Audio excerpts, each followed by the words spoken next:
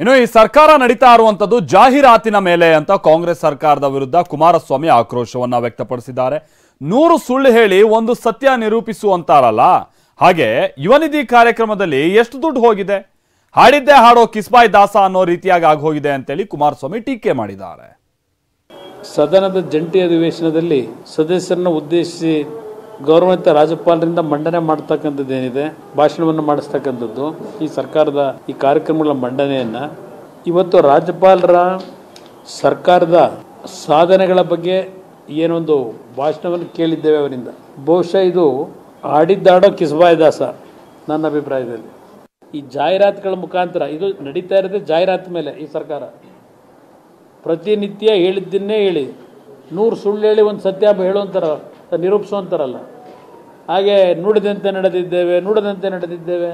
ಎಲ್ಲಿದೆ ಯುವನಿಧಿ ಕಾರ್ಯಕ್ರಮದಲ್ಲಿ ಎಷ್ಟು ಜನ ದುಡ್ಡು ಹೋಗಿದೆ?